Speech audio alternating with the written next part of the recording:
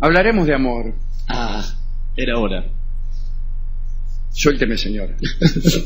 La palabra amor estuvo durante muchos siglos vinculada a un sentido negativo, sobre todo cuando no tenía nada que ver con el fervor religioso, con el amor a Dios.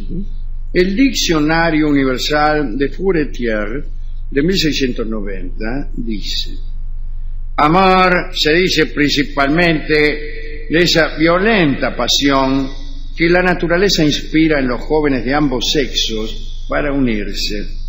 Ejemplo: él se ha casado por amor, es decir, desventajosamente y arrebatado por una ciega pasión. Muy bien. Eso es lo que se pensaba del matrimonio por amor. La palabra pasión, que ahora es casi imposible desvincularla del fútbol, parece que fuera una buena cosa. Claro, parece que la gozoso. pasión fuera una buena cosa cuando en su propia etimología es padecimiento. Sufrimiento, más bien. Es algo que se padece. El patos. El patos, exactamente. Después, si quiere, adquiere otro significado, alguna connotación, bueno, que algún espíritu romántico puede atraerlo. Sí, pero en Occidente viene de la vida, pasión y muerte, ¿no? Vamos. Exactamente. Pasión es vida, padecimiento y muerte de Jesucristo. No vida, fútbol y muerte de Jesucristo. No tiene nada que ver con... Ni es una cosa buena. No. Y aplicar al fútbol me parece que es peor que ninguna cosa, pero bien. Sí. A jugar por algunos partidos de fútbol se acerca bastante. Bueno, más allá de la idea del amor cortés, ¿no? Ese amor a veces obsecuente, la mayoría de las veces casto, pervivió durante mucho tiempo la implicancia inexorablemente pecaminosa entre amor y carnalidad. Los eruditos antiguos aseguraban que el amor carnal era venenoso. Escribió San Pablo: si vivís según la carne, moriréis. San Agustín, acá dice moriréis. Como su nombre. San Agustín decía que el deseo era una enfermedad. Avicena aseguraba que el amor era una melancolía que llevaba a la palidez y a la pérdida del apetito. Melancolía en el sentido que casualmente hemos mentado recién. No, melancolía como... humor negro, de hecho. Humor negro. Negro, totalmente. Sí. También Galeno, Maimónides y Constantino el Africano creían que las uniones sexuales reiteradas podían llevar a la muerte. Sí, señor. Alberto Magno relató la historia de un hombre que había hecho el amor 66 veces seguidas. La última... En la autopsia se vio que su cerebro había quedado reducido a muy escasas proporciones. Qué raro. Desde Aristóteles se creía que la simiente masculina la producía el cerebro. Bueno, algo de eso hay. Sí. Todo lo produce el cerebro. La lujuria, señora, jamás se citó como el primero de los pecados, puesto que ese lugar estaba reservado al orgullo, a la avaricia, pero todo lo concerniente al pecado carnal se consideraba ferozmente indigno. Sí. Incluso los animales, pensaban algunos, eran de esa opinión.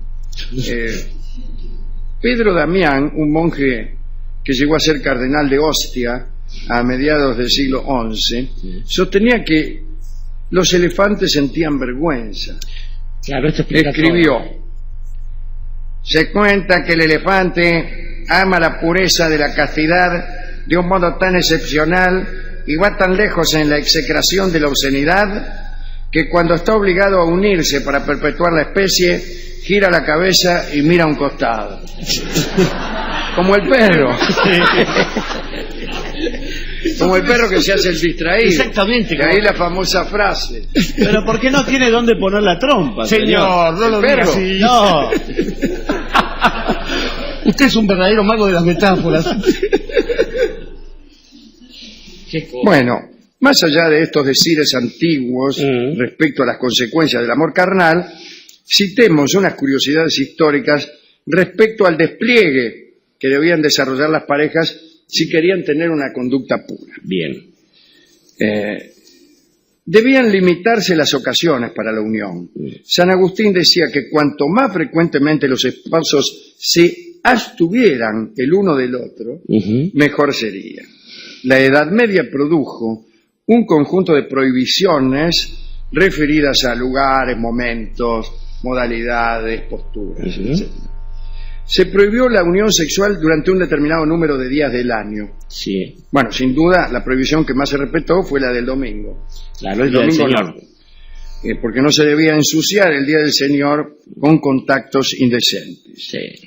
San Cesáreo lo había pedido en el siglo VI, como una petición. Dice, ante todo, cada vez que llegue el domingo, que nadie conozca a su mujer. Pero Roma nunca convirtió esto en una prohibición, más bien fue una recomendación, una invitación. Allá por el siglo IX, la doctrina de la continencia periódica, desarrollada en los penitenciales, había alcanzado una exigencia insoportable. Además de desaconsejar el domingo, se añadió el miércoles, que era día de penitencia, el viernes, porque era el día de la muerte de Jesús, y el sábado, dedicado al recuerdo del Cristo yaciente. Se prohibió también el amor carnal durante las 3 cuaresmas del año y durante la semana de Navidad. También en los días de San Esteban, San Juan Bautista, el San Juan de Invierno, el Día de los Inocentes, los días de Epifanía, la purificación de la Virgen, la Ascensión, Pentecostés, la festividad de los apóstoles, San Miguel, todos los santos, San Martín y San Andrés. Una vez restados todos esos días, quedaban 93 días para unirse, siempre y cuando la esposa no estuviera embarazada o en sus jornadas impuras. El resultado entonces era una media de 44 días al año para el amor. No es vida, sí. Tales prohibiciones no podían ser respetadas y no lo fueron. De lo contrario, el mundo cristiano hubiese sucumbido. Contemos para terminar una breve historia a este respecto. El caballero Charles de Marion participó de la primera cruzada a mediados del siglo XI bajo las órdenes de Godofredo de Bouillon. Dejó en territorio franco a su esposa y estuvieron separados 6 años. Charles de Marion luchó por su Dios con enorme frenesí. Cuentan que tras horas de combate contra los sarracenos, la sangre seca de sus manos no le permitía soltar la empuñadura de su espada. Cuando no había batalla, de Marion cargaba el estandarte de la cruz y emulaba el último andar cristiano. Confesaba en cada iglesia del camino y no eludía ninguna nimiedad litúrgica. Parecía no haber entre aquella hueste hombre más fiel a su fe.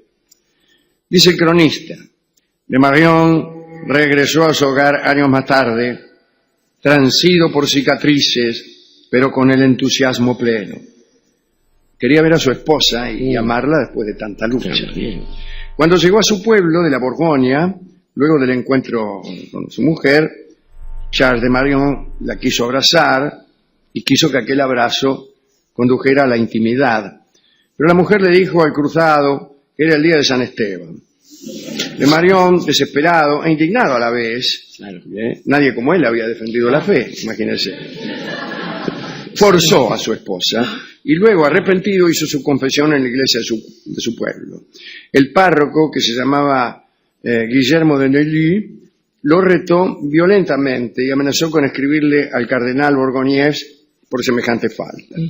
Entonces Charles de Marion tuvo un ataque de ira, enloqueció, mató al religioso, decapitó las figuras de la iglesia, volvió a astillas los bancos, escupió sobre el agua bendita y se marchó de la Borgoña para siempre. Claro, el rey Felipe I llegó a enterarse del asunto, mandó a que lo apresaran, pero la verdad es que nadie supo más del destino de Charles de Marion. Quiero dar una pequeña lista de personas que no cumplieron con estos mandatos de castidad. Y el primero es nada menos que Zeus, el príncipe de los dioses, que cuando se presentó ante Alcmena, disfrazado de su marido, para amarla, ordenó al sol que no saliera por 9 días. Y durante aquellos 9 días, o 9 noches, si usted quiere, amó Alcmena con gran entusiasmo. Todo esto pasaba en la casa de un general llamado Anfitrión, nada menos que de ahí viene la palabra. Además. Ese era el nombre del marido. Del marido, sí. El otro es el emperador amarillo, el legendario emperador amarillo, que tenía 1200 concubinas y era capaz de amarlas a todas una detrás de otra sin despeinarse. La otra es Cleopatra, que en una noche alcanzó a tener 108 amantes. Me imagino yo que sería en medio de las facilidades que para estos asuntos proporciona la orgía. Claro, exactamente. O sea, no se imaginen ustedes que la tipa salía a levantarse a uno, lo invitaba a cenar, qué sé yo, y así hasta 108. No. En una orgía donde hay 200 bien dispuestos, es más como y uno tiene la gana de hacer una marca. Es como los programas, sí, 24 todos preparados, y no digo que no sea casi imposible, pero se puede hacer. La noche de San Juan. Cleopatra 108. La otra historia es la de César Borgia, que había emparentado con el rey de Francia, y lo habían casado con una francesa de la corte. César Borgia era el hijo de Alejandro Borgia, el Papa. El Papa. Y entonces le dijeron, bueno, tienes que amarla muchísimas veces, qué sé yo. Y César, para que aquella noche fuera inolvidable para aquella mujer, encargó a un médico, a un curandero, a un perfumista, anda a saber a quién, una especie de afrodisíaco. Una pócima para la potencia. Pero ya sea por equivocación o por la malevolencia, el boticario confundió las recetas y le dio una purga. Un laxante. Quiere decir que César Borgia se mandó, en vez de un afrodisíaco, una flor de purga, y anduvo toda la noche de la cocina a la sala, por así decirlo. Entonces, después, sin embargo, escribió una carta que aún se conserva a su padre, diciéndole que había visitado 5 veces a su mujer. Pero me imagino que 9 veces el excusado. Claro. Y bueno, uno se encariña. Bueno, es uno que quiso hacer una noche memorable y no le salió por equivocación del farmacéutico. Toda cosa que se pretende memorable y se planifica mucho termina siendo un fiasco. Sí, parece, es verdad, pero también puede decir lo contrario. Que toda cosa que no se planifica adecuadamente, etc. Sí, solo la organización vence al tiempo, pero si yo fuera César Borgia, etc. Sí. Pero detengámonos en una cosa de las que contó Alejandro. San Agustín, que se puso tan puntilloso y prolijo que el día de San Esteban, Pentecostés, es el mismo tipo que después de haberse beneficiado a la mitad de África del Norte, recordemos que fue obispo de esa diócesis cuando escribió La ciudad de Dios y qué sé yo, tuvo la revelación. San Agustín. San Agustín de Hipona, la ciudad donde era obispo, y había conocido carnalmente, se suponía que la mitad de las vírgenes, porque la otra mitad había dejado de serlo antes en sus propias manos. Claro, había sido un calavera hasta los 30 años. El peor de todos. Y después se dedicó a santo. Acá decimos en este programa que lo verdaderamente meritorio es ser santo antes de los 30 años. Claro, querido, escúchame. Y él incluso, en el momento en que recibe la revelación... Y calavera a los 60. Claro. Dice, Señor, dame la castidad, y agrega, cuando ya está bajando, dice, pero no tan pronto. Claro. Así que San Agustín vuelve en marzo. Estaba pensando que, graciosamente, esos días, en la Edad Media se llamaban días de guardar. Perdón por la grosería, claro. Pero es interesante. Pensaba también que así se establecen algunas prohibiciones. Siempre hay otra razón, hay otro motivo. La castidad nunca tiene un buen motivo. Siempre hay alguna porquería como el dinero. Celibato de los clérigos, por ejemplo. Antes uno tenía lo suyo, andaba ahí, pues oficiaba los sacramentos.